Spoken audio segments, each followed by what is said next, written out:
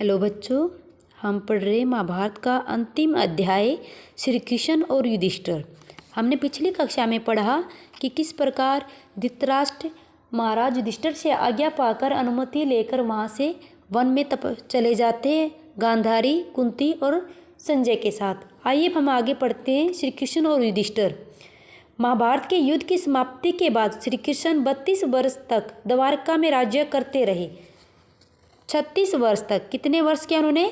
36 years तक उन्होंने वहाँ पे राज्य किया द्वारिका में।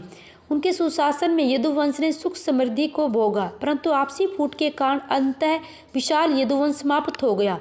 यह वंश नाश देखकर बलराम को असीम शोक हुआ, दुखी हुए और उन्होंने वहीं समाधि में बैठकर शरीर त्याग दिया।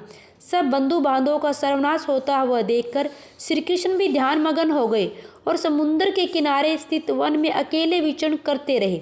जो कुछ हुआ उस पर विचार करके उन्होंने जान लिया कि संसार छोड़कर जाने का उनका भी समय आ गया है। यह सोचते सोचते वह कहीं जमीन पर एक पेड़ के नीचे लेट गए। इतने में कोई शिकारी शिकार की तलाश में घूमता फिरता उधर आ निकला। सोए हुए श्री कृष्ण को शिकारी ने दूर से हिरण समझा और धनुष तानकर उन पर एक तीर मारा। तीर श्री कृष्ण के तलवे को छेदता हुआ शरीर में घुस गया और उनके देहावसान का कारण बन गया। इस प्रकार श्री कृष्ण भी मृत्यु को प्राप्त हो जाते हैं।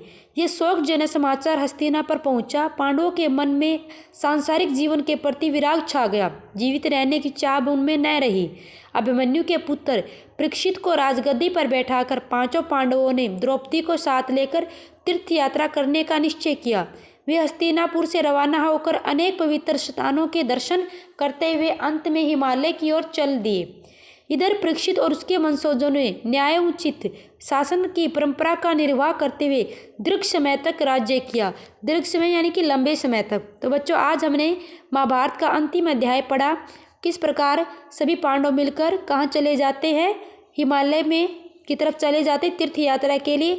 और उनके जो वंशज थे परीक्षित और बाद के, उन्होंने ही काफ़ी लंबे समय तक हस्तिनापुर में राज्य किया।